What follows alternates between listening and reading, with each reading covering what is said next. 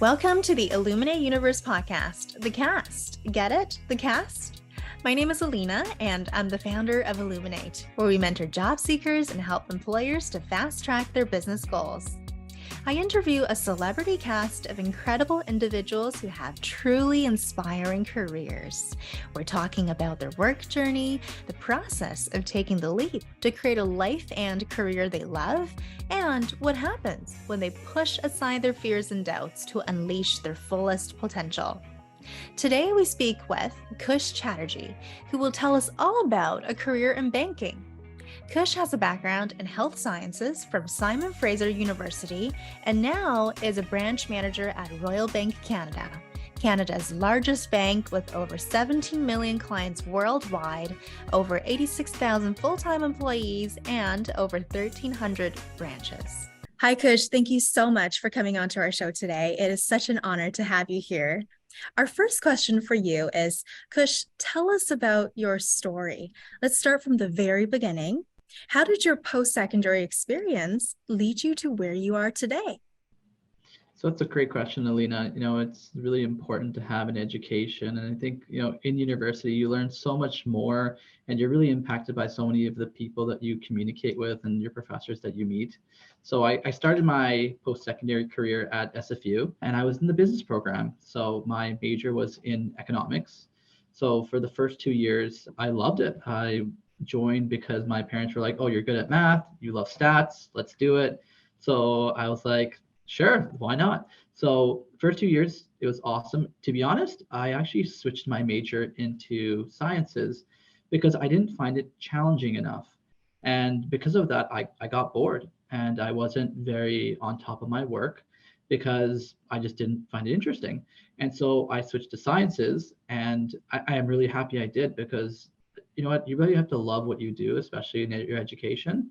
And so I switched over into the science program and man, was it very different than business. It was a lot of work, lots of time in school, but it really prepared me for the working world because there's a lot of stuff that you have to do with flexibility. And the liberal learning that I received, I really had the opportunity to get more out of my university career that when I communicate with my clients, with my staff members, I'm able to relate a lot of the things that I've learned. And it taught me how to pivot from one different line of work or different industry to another one. And there's a lot of crossover. The interdisciplinary line of work that we do, even at our branch level, it happens all the time. And you have to be able to communicate across different fields and different jargons and things like that. It's more about making those neural connections. When you learn something, when we learn math when we're young, it's not because we're going to be mathematicians.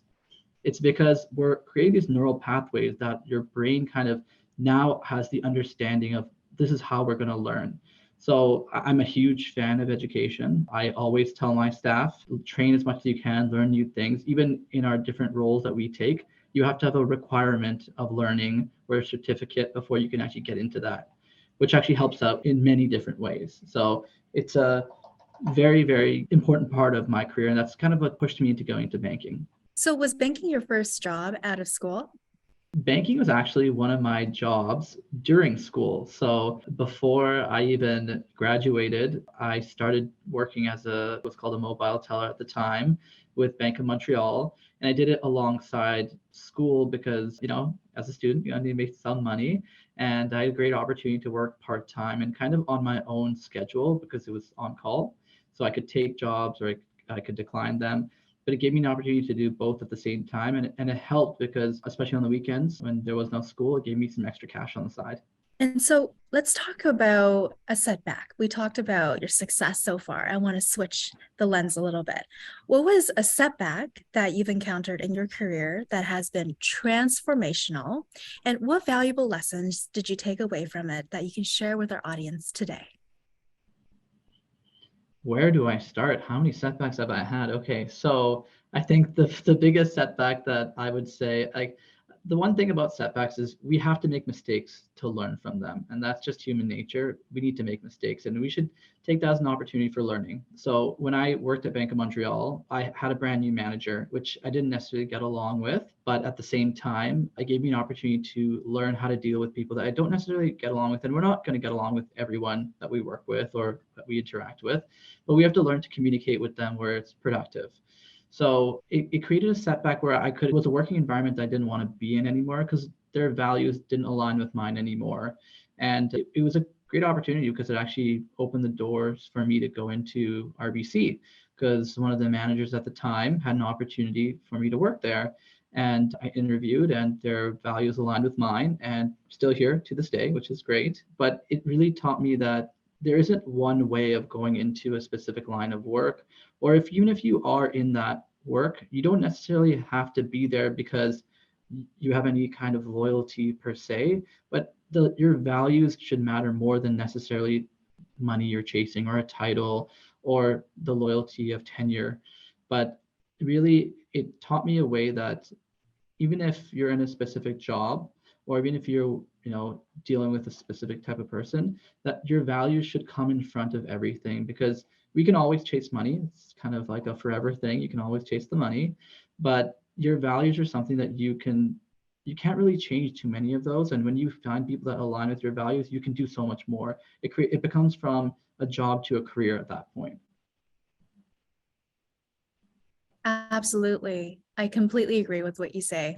I think a lot of times when folks think about a career, they're not really understanding the difference between a job and a career. A job is something that you get assigned to and you complete it. But a career involves moves. It involves sponsors, people sponsors, champions, values, and people skills, which is so important. And this leads me into my next question for you. So as we know, the job market is constantly changing and evolving. In fact, in today's job market, some of the most in-demand jobs didn't even exist 5 or 10 years ago. What are the main traits and skills an individual should develop to succeed in this fast-changing labor market? That's a great question. I was thinking about that today, actually, because I think the idea of success is something that we need to define. I was on a business trip with some of my work colleagues, and one of my work colleagues said to me, "So, what did you do to become successful?" And in my mind, I'm like, what did I do? And what does that even mean? Like, what are they talking about?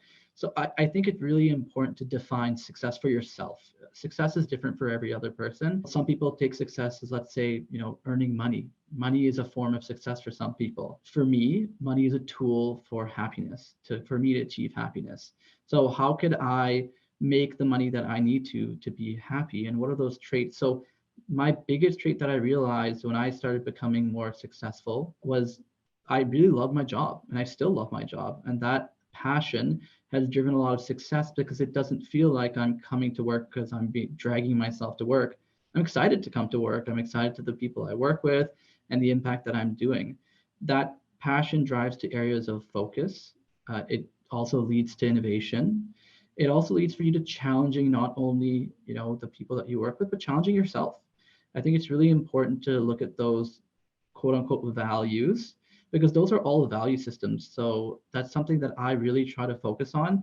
Not only the things I do at work, but outside of work, how can I create a better value system for myself where I'm driven by the people around me and the people that I get to impact, have a better outcome, right? So that's kind of the way I think of it is more of those traits should more come from you, from inside. And it shouldn't be someone telling you what you need to do, but that drive that you get from yourself. So here is a tricky scenario that I've personally encountered graduating from school. I've always envisioned working at, a big corporation like RBC or Deloitte. You'll be doing really cool stuff as a junior staff. I'm thinking I'll be making presentations to executives. I'm going to change the future of companies. I'm going to be on Fortune top 30 under 30. That was my vision graduating out of school. But the reality is, when you enter into a company and you're at a junior role, you're oftentimes assigned to very junior tasks as well. So, for example, fixing spreadsheets or making PowerPoints. So, in that scenario, how should someone keep themselves motivated? And that is true. When you do join a company, you do get put into roles that you might not feel like it has a lot of impact. But I think you also have to always think about your job in a big picture. Think of your job as a mosaic of the company. Without your job being completed, it could have a ripple effect on things that you might see as more impactful. But you always have to see the lens of, okay, if I was to, let's say, do a PowerPoint presentation regarding this smaller task, why am I doing that? What is the reason that I'm doing this? And I would talk to my boss about it. Hey, I feel like this job that I'm doing is not a really big impact for the company.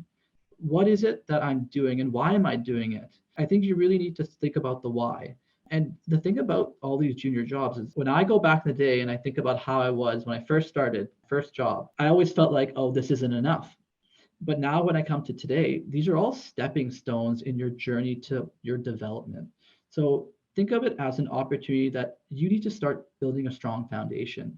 If you don't build that strong foundation, when you get to that point where now you're expected to do more and there's only one of you that can do it, it's very stressful if you haven't had all that training and development from before.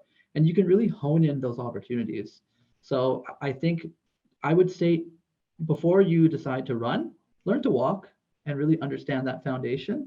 And then when you get to that level where you have more knowledge, then you can start questioning and saying, you know what? I don't think this is something that I necessarily need to do. I could do something else. But I would say take baby steps first, because if you're new to the company and you tell them, oh, I can run the company on my own, they will question it because you don't have the experience yet. But it's really important that you do question that. And I have employees even to this day that feel like they can just achieve a lot and accelerate. And I always love that passion.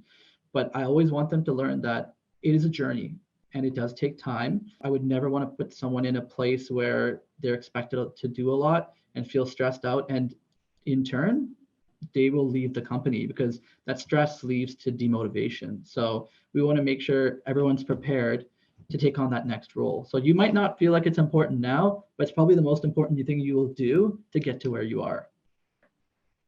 Absolutely. Thank you so much for sharing that analogy, learning how to walk before you learn how to run.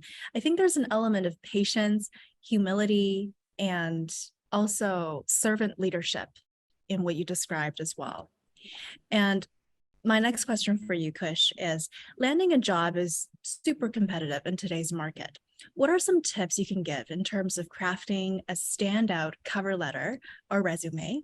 How can an individual, especially one just starting out in their career, leverage LinkedIn and the power of networking to build strong connections and a personal brand that sells?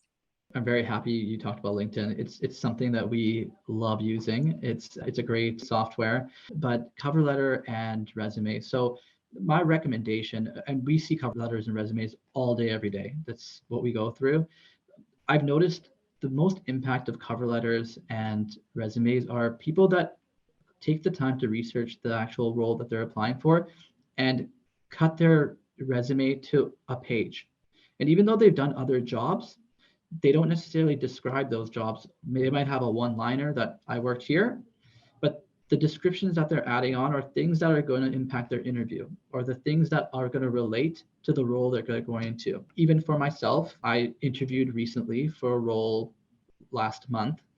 And during the interview, I sent out an internal resume and I didn't describe my role. My managers who are going to interview me know what my role is. So I'm not going to describe my role. I'm just going to put, this is what I did. And so that way it cut my resume to a smaller length. And if they had questions during the interview, they will ask those questions. If you leave a little bit of that mystery out, then people don't know what to ask you. Everything's on your resume. What's the point for the interview? Less is more sometimes. What I would do is focus in the specific areas that you want to talk about. So now you're steering the interview in your direction. But also the biggest part is your resume and cover letter is to get that interview. Once you have the interview, you can talk a little bit more about yourself.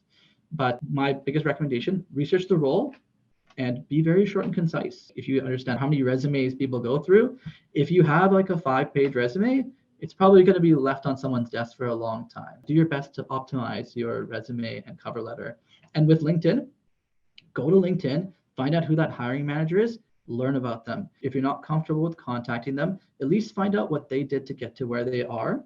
And that way you can use that as a question. You know what? I checked out your LinkedIn page and I saw that you did this, this, and this. Can you tell me about your journey? So now you're showing interest that I actually took the time to research who you are, and I wanted to know what do I need to do to get there. So it shows not only that level of research, but it shows that you have a question that's related to that specific individual. There's many ways of using those resources. Now let's talk about the interview.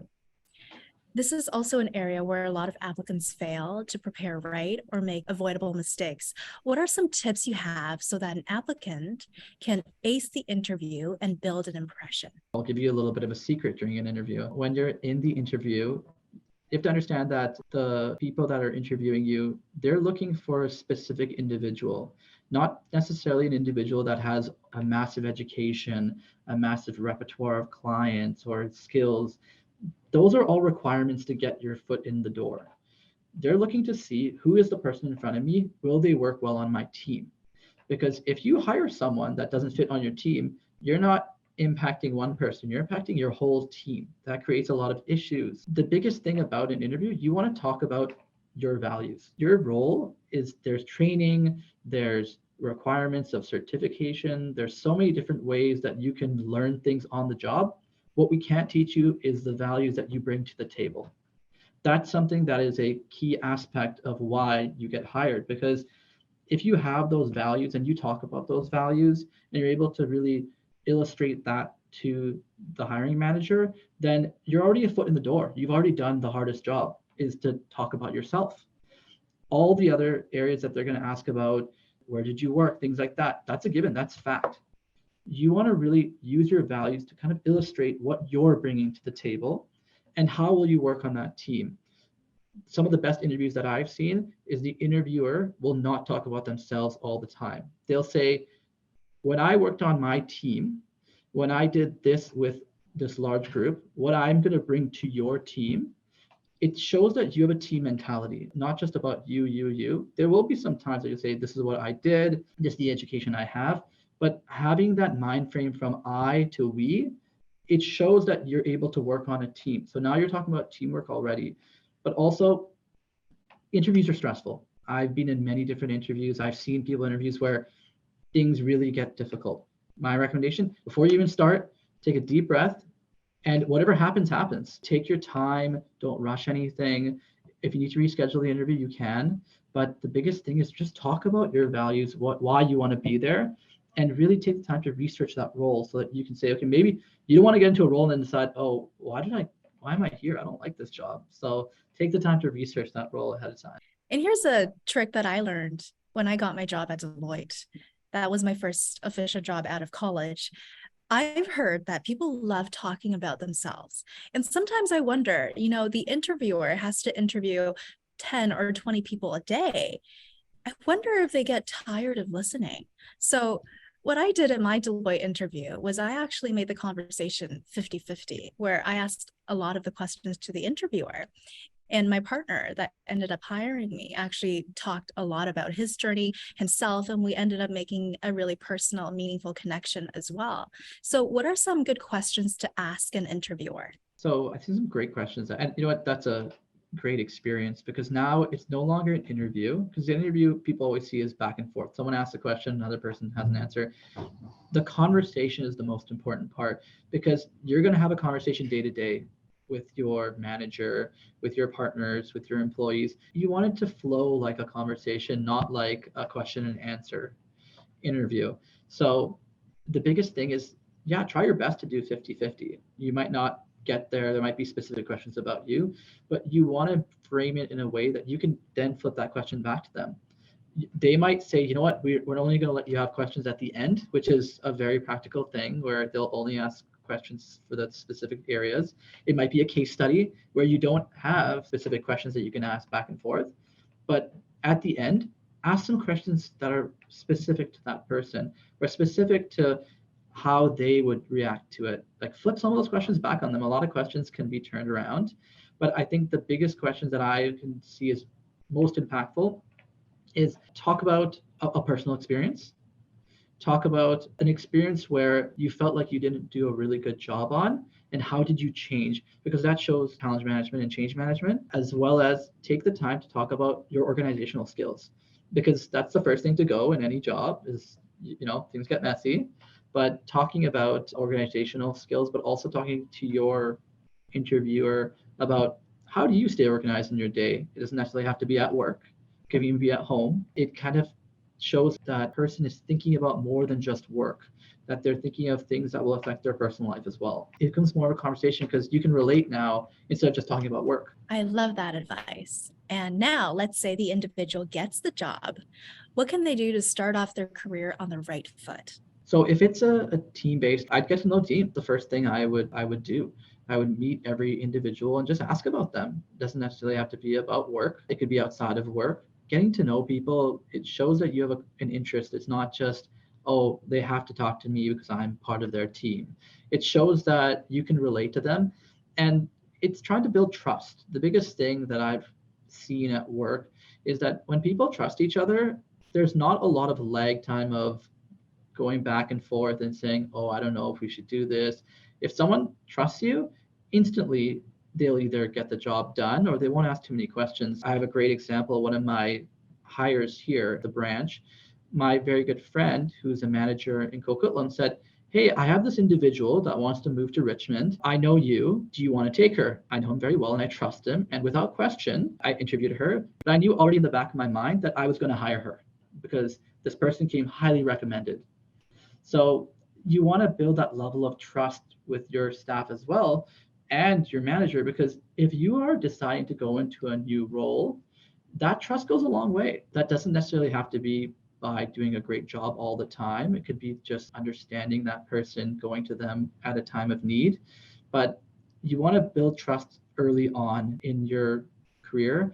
It goes a long way because you're expected to do a job, you're expected to do it well. That's an expectation, but you're not expected to necessarily talk about other people's lives and communicate and build a relationship. You want to start it off on the right foot. You never know, it might go another way, but you want to try your best to stay on track, build that trust, and that trust will go a long way if you can maintain it. I would definitely start with just introducing yourself to your team. Wow, that was phenomenal. Thank you so much, Kush, for being on our show. And until next time. Thank you so much.